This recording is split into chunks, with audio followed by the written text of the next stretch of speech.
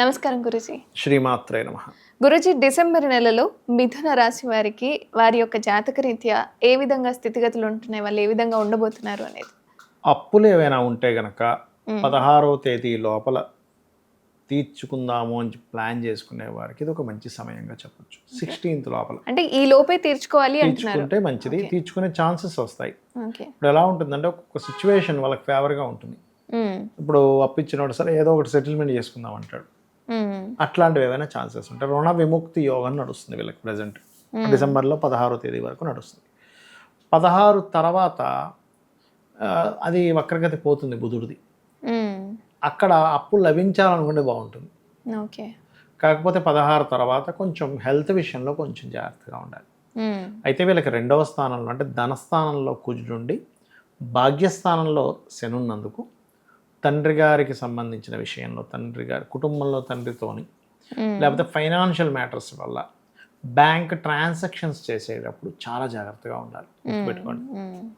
అలాగే మరొక విషయం ఏంటంటే ఇక్కడ సహోదరి లేదా సహోదర వర్గం వారికి వివాహం కోసం చేసే ప్రయత్నాలు ఫలిస్తాయి చూసుకున్నట్లయితే.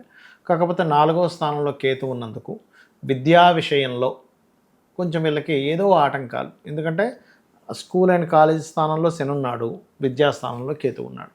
అందుకని ఇంట్రెస్ట్ లేకపోవడము, వెళ్ళలేకపోవడము, ఎక్కువ స్కూల్ కాలేజీ వెళ్ళే పిల్లలు ఏదో కారణం చేత డుమ్మా కొట్టడము, ఒక సొంత ఆఫీస్ పెట్టుకుంటే అక్కడికి వెళ్ళాలనిపించకపోవడము, మానసికంగా స్ట్రెస్ ఇవి ఎక్కువగా ఉంటూ ఉంటాయి.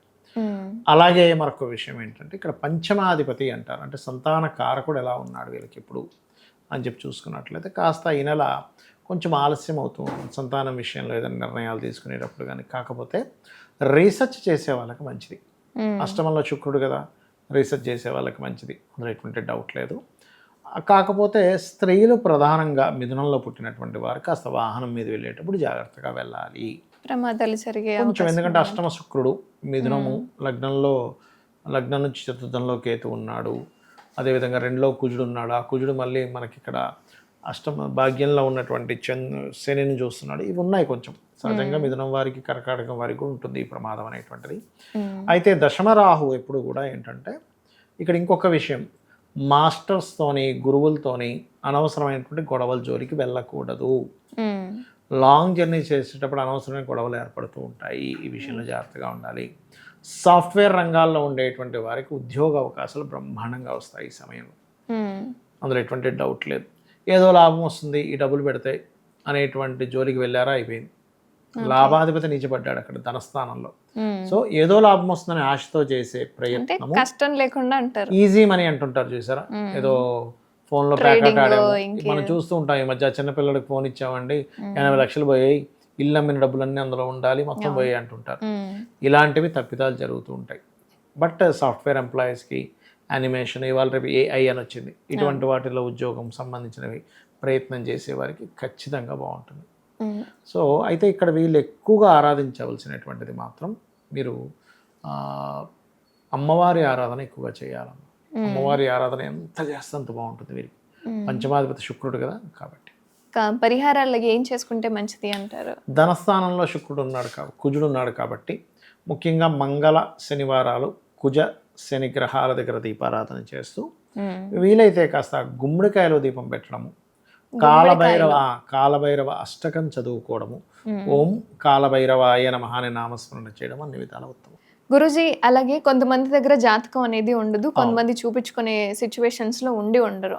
మరి అలాంటి వాళ్ళకి ఉద్యోగానికి సంబంధించి రావాలి అన్న ఏం చేయాలి అంటారు? అంటే ఒకటేనమ్మా, ఎవరి జన్మజాతకమైనా ఉన్నది అంటే 10th లార్డ్ అంటాం, అంటే దశమాధిపతి బాగున్నాడు, వాళ్ళు ఏమి పెద్దగా కష్టపడాల్సిన అవసరం లేదు, 1-2 సార్లు అప్లై చేయగానే వచ్చేస్తుంది.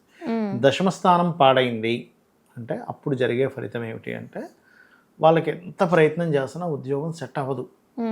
ఇక్కడ 2 విషయాలు ఉంటాయి. కొంతమందికి నిజంగానే ఉద్యోగం చేసే యోగం ఉండదు, ఇంకొక 10 మందికి వీళ్ళు ఉద్యోగం ఇచ్చే యోగం ఉంటుంది వీళ్ళకి. అలాంటప్పుడు వీళ్ళకి ఉద్యోగం రాదు. ఆ విషయం తెలుసుకోవాలి. చాలామంది ఆ విషయం తెలియక నా జాతకం బాగాలేదు, నా టైం బాగాలేదు అనుకుంటుంటారు. కానీ నీ యోగం అది కాదు. చిన్న ఎగ్జాంపుల్ చెప్తాను చూడండి. AC ట్రీటైర్ టికెట్ మీరు వెళ్ళి వేరే దానిలో కూర్చుంటారు, టికెట్ ఇక్కడ చెల్లదంటాడు. మామూలు రిజర్వేషన్లోకి వెళ్తే ఇది నీ టికెట్ ఇది కాదయ్యా అంటాడు. అరే నేను చాలా ఎక్కువ అండి దానికంటే కాస్ట్ ఇక్కడ కూర్చుంటా అంటే ఒప్పుకోడు. అవును. అరే వేరేవాడు ఇక్కడ కూర్చుంటాడు స్వామి, మీ టికెట్ అక్కడ చక్కగా ఉంది వెళ్ళండి అంటాడు. అలాగే వీళ్ళకి ఏంటంటే వేరే ఒక 10 మందికో 100 మందికో 1000 మందికో ఉద్యోగం ఇచ్చే యోగం ఉంటుంది. అలాంటి వాళ్ళు సొంతంగా స్టార్ట్ చేసుకోవాలి. సరే జాతక చక్రం లేదు కానీ నాకు ఉద్యోగం కావాలి అనుకునేటువంటి వారు నవగ్రహాలలో గుర్తుపెట్టుకోండి, శని, కుజ, కేతు గ్రహాల దగ్గర దీపారాధన చేసి గోవుకి క్యారెట్స్, బెల్లము, ఉలవలు, క్యారెట్స్, బెల్లము, గ్రాసము తినిపించిపిస్తూ అదే గోశాలలో కూర్చొని ఓం శ్రీమాత శ్రీ మహారాజ్ని శ్రీమత్ సింహాసనేశ్వరియే నమః అనే నామస్మరణ చేస్తూ ఉండాలి. లేదా ఓం మాణిక్య మకుటాకార జానుద్వయ విరాజితాయే నమః అని చేసినట్లయితే ఖచ్చితంగా వీళ్ళకి ఉద్యోగ ప్రాప్తి వస్తుంది. అది కూడా నమ్మకంగా చేయాలి. ఒక 40 నిమిషాల నుంచి 1 అవర్ చేయాలి. అలాగే అంటే వివాహం చేసుకోవాలి అనుకునే వాళ్ళు, లేదా ఎన్ని సంబంధాలు చూసినా సెట్ కాని వాళ్ళు ఉంటారు, లేదా సెకండ్ మ్యారేజ్ కోసమైనా సరే వాళ్ళు ఎటువంటి ప్రయత్నాలు చేస్తే మంచిదంటారు? ఒకటేనమ్మా, ఇక్కడ ఏంటంటే వివాహం అవ్వట్లేదు అంటే ఇక్కడ చాలా కారణాలు ఉంటాయి. ఒకటి ఆలస్య వివాహ యోగం ఉంటుంది. రెండవది అసలు వివాహం అయ్యే యోగం ఉండదు కొంతమందికి. అది చాలా రేర్ కేసు, 1,00,000లో ఒకరికి ఉంటుంది అలా. ఇంకొంతమందికి ఏంటంటే ఎందుకు ఈ జన్మలో ఇంత వివాహం కోసం ఇంత తపన పడాలి అంటే పూర్వజన్మల్లో మంచి జీవిత భాగస్వామి వచ్చినా కూడా వీళ్ళు నెగ్లిజెన్స్ చేస్తుంటారు. అందువల్ల ఇబ్బంది అవుతూ ఉంటుంది. పురుషుడి జాతకంలో శుక్రుడి యొక్క బలం లేదు. శుక్రుడు అంటే స్త్రీమూర్తి, భార్యాకారకుడు. భార్యాకారక గ్రహం బలం లేదు. బలం లేనటువంటి గ్రహం వాళ్ళ జన్మజాతకంలో అంటే జాతకమే లేదనుకోండి, ఉంది కానీ వీళ్ళకి జాతకం తెలియదు. అది వీక్గా ఉన్నప్పుడు వాడు అది అందుకోలేకపోతుంటాడు. ఏ ప్లానెట్ స్ట్రాంగ్గా ఉంటే దానికి సంబంధించి అందుకోవడం జరుగుతుంది వాళ్ళ లైఫ్లో. అప్పుడు ఏం చేయాలి? అమ్మవారి ఆరాధన. అంటే శుక్రుడికి అధిష్టాన దేవత అమ్మవారు, లక్ష్మీ అమ్మవారు కావచ్చు, లలిత కావచ్చు, చేస్తూ ఉండాలి. శుక్రకేతు గ్రహాల దగ్గర దీపారాధన చేయాలి. గోవులకి తీపి చపాతీలు తినిపిస్తుండాలి. అప్పుడు ఖచ్చితంగా వాళ్ళకి వివాహం అవుతుంది. అదేవిధంగా లలితా సహస్రనామాల్లో ఓం కామేశబద్ధ మాంగళ్య సూత్రశోభిత కందరాయై నమః అనే నామస్మరణ చేయండి, ఖచ్చితంగా బాగుంటుంది. అలాగే గురూజీ, చాలామంది ఎంత ట్రావెల్ చేస్తున్నా సరే ఫినాన్షియల్గా స్టెబిలిటీ అనేది రాదు. సో ఫినాన్షియల్గా వాళ్ళకి స్టెబిలిటీ రావాలన్నా, లేదా ఏ పని లేకుండా ఉన్న వాళ్ళకు కూడా ఏదైనా పని దొరికి కొంచెం సెటిల్ అయ్యే ఛాన్సెస్ ఏమైనా ఉండాలి అన్నా ఏం చేస్తే మంచిది అంటారు? జాబ్ కోసం అయితే ఇందాక మనం చెప్పినటువంటి మనకి శ్రీమాతా శ్రీ మహారాజ్ని సరిపోతుంది.